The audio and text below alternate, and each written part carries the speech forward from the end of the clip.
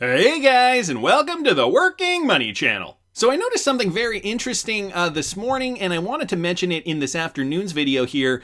You guys know Binance bought CoinMarketCap, right? Well, if you guys remember what CoinMarketCap looked like before, there were only buy buttons. You guys can see these buy. You can click here to buy Bitcoin directly from crypto.com. Back even just as early as a couple of months ago, only 3 of these cryptocurrencies had buy buttons. It was Bitcoin, Ethereum, and Binance Coin, and that did not extend to XRP. But guys, take a look now. XRP in number 7th, and it does have one of these buy buttons beside it. You can buy XRP from Revolut. You can get crypto in seconds, BTC, ETH, and more. Invest at the touch of a button with no hidden fees, capital, and risk. Get crypto now. So a buy button has now been added to the XRP cryptocurrency. And just to be double certain that my eyes weren't playing tricks on me, I went to the Wayback Machine just to confirm this. So this is a Wayback snapshot of CoinMarketCap back from April 3rd of 2021. And as you guys can see here, right, buy buttons beside Bitcoin, Ethereum, Binance Coin, and Tether. And at that point in time, XRP did not have a buy button beside it. So interesting to note that now CoinMarketCap, owned by Binance, gives you the opportunity to buy XRP directly from their website. Let's not forget cryptocurrency exposure, right? In this bull market, what people tend to do if they don't know what to buy, they will look up what cryptocurrencies to buy or cryptocurrency list on Google, and CoinMarketCap, it's got a high profile, so it's one of the first ones to come up on Google. Now there's an on-ramp for people to buy XRP. Interesting to say the least. I also saw this, guys, from Wrath of Kahneman. Here's a recent article from the Boston University School of Hospitality Administration, and he says they note slow crypto adoption and Ripple in particular twice with regards to XRP. Interesting how they look at it from a perspective of DeFi and cite MoneyGram's use as well. So here's a screen grab from the document. I have the PDF up here. Boston Hospitality Review from just this month, June of 2021. Must have come out within the last couple of days, considering today is June 3rd. And so what do they say about XRP? Well, they talk about it with regards to the hospitality industry in general. Hospitality corporations have been somewhat slow to accept and implement payments with cryptocurrencies, as opposed to other companies such as Tesla's accepting payments with Bitcoin, which that decision, as we know, has been reversed, and the Dallas Mavericks accepting payments with Dogecoin for its merchandise. Nevertheless, hospitality and travel startups targeting the crypto affluent business nature are recently emerging in the DeFi space. Example, Pally's using peer-to-peer payments for travel booking services. Here's the interesting part. With further adoption, customer-to-customer transactions and payment options, local and cross-border, in primary and secondary markets can and will happen for hospitality products and services with DeFi platforms, as MoneyGram has done with Ripple for its international money transfer and payments. So citing Ripple here as an example of how cross-border payments could flow in the hospitality industry, wanted to thank the Wrath of Kahneman for pointing us to that, and the implementation of cryptocurrencies. The permeation of the crypto industry in the real world is not slowing down. I also saw this, guys, from Matthew Liny here on Twitter. This is a brand new article out, just published today, Visa and the Cryptocurrency Opportunity Inside the Card Network's Digital Currency Plans. Well, first we have to mention this, and I know some of you guys already know this. Visa has acquired Ripple partner Earthport. So back in 2019, there was an acquisition, a bid between Visa and MasterCard over the Ripple-enabled company Earthport, and Visa eventually won that bid. They signed the deal. The ink was dry by May of 2019. And so through this partnership, Visa is directly linked with RippleNet-enabled technology. Well, they also have plans for other cryptocurrency implementation. Guys, I will link this article in the description for you, but I wanted to start down here. Visa's strategy is to be a network of networks and really be able to originate and terminate new payment flows outside of card rails. So they are looking to start implementing new types of payments that exist outside their current, their traditional way that they use cards for payments. We have made a tremendous push into these new flows over the last couple of years with products such as B2B Connect, Visa Direct, Push to Pay, and digital currencies naturally fall into that category. Well, who else is big in the B2B segment of cryptocurrency payments? Ripple. Even when you just do a quick Google search, you can see Currency Cloud was a Ripple partner for B2B payments. Back in 2014 on Ripple's webpage, they did an Insights blog post in 2014, how Ripple Labs simplifies B2B payments. Down here, there's another article from AMB Crypto from back in 2019. Ripple's B2B strategy is helping people build new business, so on and so forth. So that is just from a quick Google search. Visa also being part of this strategy. If I scroll down here, it's also very apparent that Visa, what they're calling their 5 pillars pillars of cryptocurrency plan. They have a 5-pronged strategy in order to get into the cryptocurrency market. So the 5 pillars are described throughout this article. If I go right down to the bottom here, I'll just give you guys the synopsis of it. The 5 key digital currency opportunities according to Visa, enabling customers to purchase crypto. So maturity is high right now, working with exchanges, already positively impacting revenue in some segments. The number 2 pillar, enabling digital currency cash outs in fiat. So we're also seeing maturity as very high right now within the cryptocurrency industry. It's interesting that they're giving ratings as to where this technology lies right now.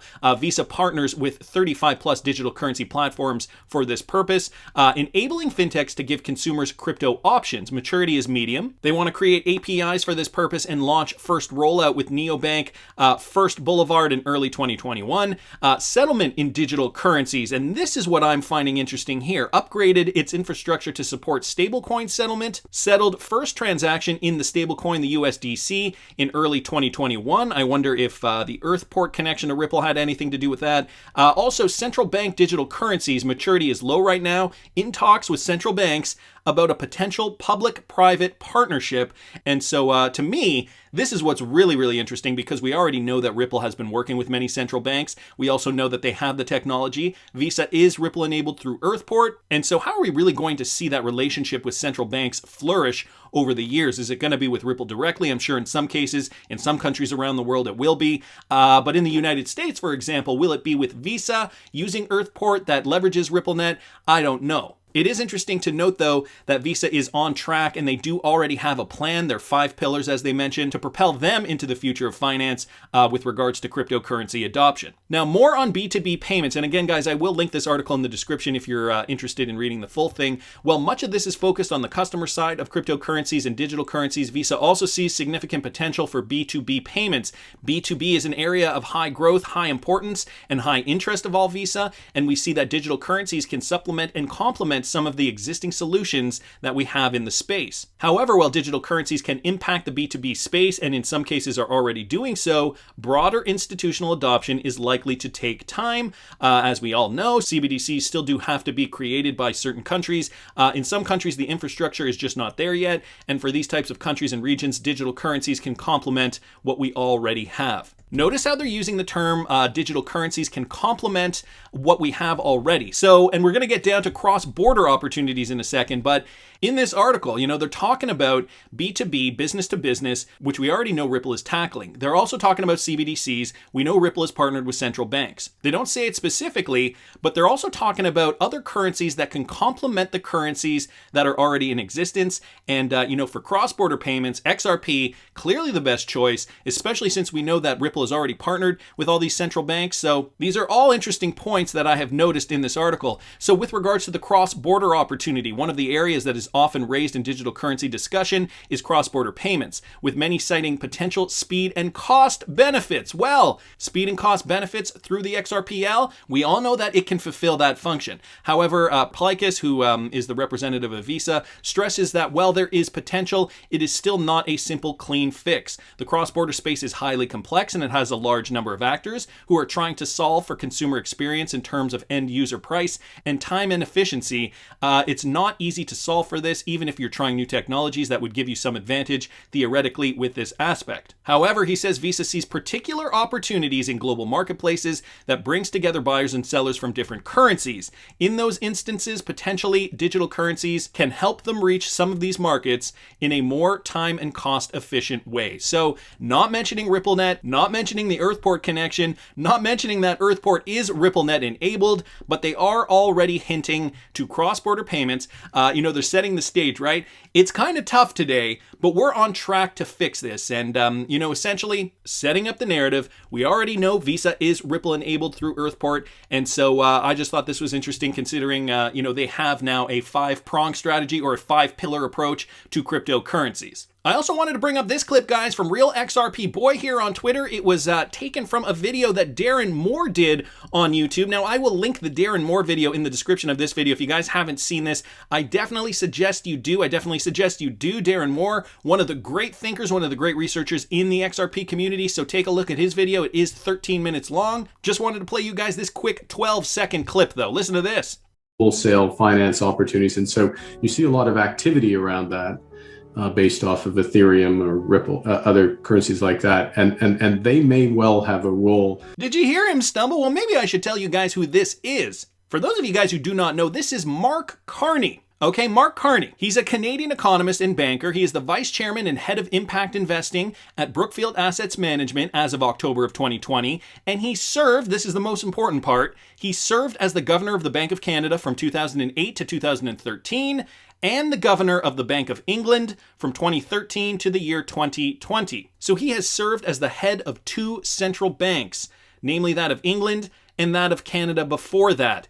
And he's here on this panel discussing the use of cryptocurrencies. Just listen again. Wholesale finance opportunities. And so you see a lot of activity around that based off of Ethereum or Ripple, other currencies like that. And they may well have a role. I mean, he almost stumbles when he says Ripple. I almost feel like he knows what's going to happen, yet he doesn't really want to let the cat out of the bag. XR Planet down here saying he says like Ethereum and Ripp, then changes his tone. The fact is that he doesn't say XRP, but he says Ripple. That's when my alarm goes off. Allison Frost down here, other currencies like that. So people also noticing this. You notice how quickly he swerved, says a peaceful economist, purposely avoiding Ripple. The silence is intentional. Let's not forget, guys, the Bank of England. This is directly from the Bank of England's website here. Ripple proof of concept. They did this back in 2017. We carried out a proof of concept with Ripple to explore the synchronized movement of two different currencies across two real-time gross settlement systems linked using Ripple Connect and the Interledger protocol. We wanted to demonstrate how this kind of synchronization might lower settlement risk and improve the speed of efficiency of cross-border payments. Okay, again, back from July of 2017, but directly from the Bank of England's website. And within the last couple of years, Brad Garlinghouse did go on a panel and he did say that the Bank of England is now a paying Ripple partner. So it sounds as though this proof of concept went very well and now they are actually paying to utilize the service. Also, the Bank of Canada with the Monetary Authority of Singapore are doing their Project Jasper, Project Ubin study, and Mark Carney also served on the Bank of Canada, albeit it was before, it was in 2008, 2013. But you know, these guys still have connections, especially if he was serving as the head of the Bank of England for all those years later.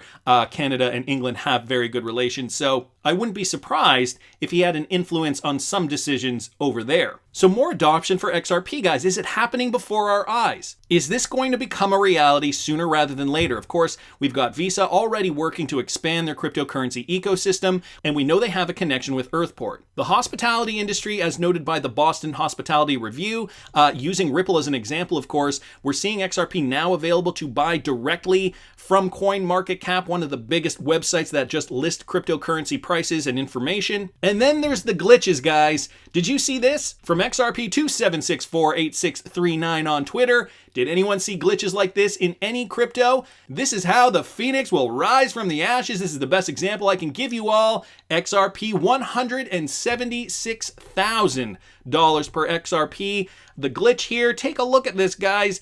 $153,619 for an XRP. And this video, as you guys can see, I'm just playing this video through. He records this for 2 minutes and 20 seconds, and you can see this glitch continuing. So I'm just going to fast forward through this. Take a look at that. $165,000. It finally goes up all the way to $176,000 for one XRP.